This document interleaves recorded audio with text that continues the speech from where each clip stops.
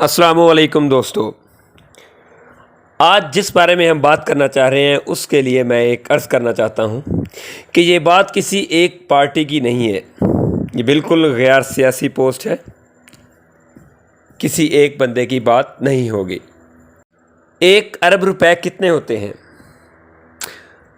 پہلی مثال، اگر کسی کو 1 ارب روپے 1 روپے کی شکل میں دیے جائیں اور اس کو کہا جائے کہ انہیں گنو، وہ شخص بغیر کسی وقفے کے دن رات بغیر کھائے پیے سوئے گننا شروع کرے اور فی سیکنڈ 1 روپے گنے تو یہ رقم گنتے گنتے تقریباً 32 سال لگ جائیں گے۔ دوسری مثال، کوئی بھی شخص روزانہ 1000 روپے خرچ کرنا شروع کرے تو تقریباً 2740 سال تک وہ یہ رقم خرچ کر سکتا ہے۔ اتنے ہوتے ہیں 1 ارب۔ ایک آخری مثال کہ اگر ایک بچہ یا کوئی آدمی روزانہ 30,000 روپے اکاؤنٹ سے نکلوا کر کھائے پیے، کھلونے خریدے، رشتہ داروں میں بانٹے یا ان نوٹوں سے چڑیاں طوطے بنا کر اڑا دے، پھر دوسرے دن 30,000 نکلوائے اور دل کھول کر خرچ کرے اور پھر تیسرے چوتھے اسی طرح روزانہ 30,000 روپے خرچ کرنے کا عمل مسلسل جاری رکھے حتیٰ کہ وہ 100 سال تک پہنچ جائے، تب بھی اس کے اکاؤنٹ میں تقریباً 1.5 کروڑ روپے بچ جائیں گے۔ امید ہے آپ کو سمجھ آ گئی ہوگی بات۔ اب ذرا سوچئے، یہ تو صرف 1 ارب روپے کی بات تھی۔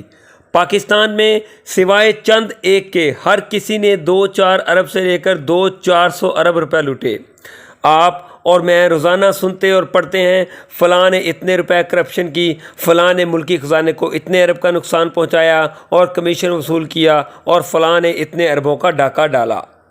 میں حیران ہوتا ہوں، کیا یہ اتنا پیسہ کفن میں ڈال کر قبروں میں ساتھ لے جائیں گے؟ کیا کریں گے؟ ضرورتیں تو محدود ہوتی ہیں اور خواہشیں لامحدود۔ اگر ساری دنیا کے کاغذ نوٹ بن جائے تو یہ ان نوٹوں کو اکٹھا کرنے کا سوچتے سوچتے مر جائیں گے، قناعت ہرگز نہ کریں گے۔ پاکستان کے خراب معاشی حالات میں ایک فیکٹر یہی ہے، جیسے بھی ہو جہاں سے بھی ہو بس پیسہ اکٹھا کرنا ہے۔ کسی ایک دو سیاستدانوں کی یا افسروں کی بات نہیں ہو رہی، چند ایک کی تخصیص کے بغیر سب کا ایک سا چلن ہے۔ اپنے عہدے کے زور پر ناجائز کام کروانا، کم بولی پر ٹھیکے فرنٹ مین کو دلوانا، سرکاری اراضی سرکاری جنگلات بیچ کر تجوریاں بھرنا، یہ سب اور ان جیسے 20 کام ایسے ہیں جو یہ افراد اپنا استحقاق سمجھ کر کرتے ہیں۔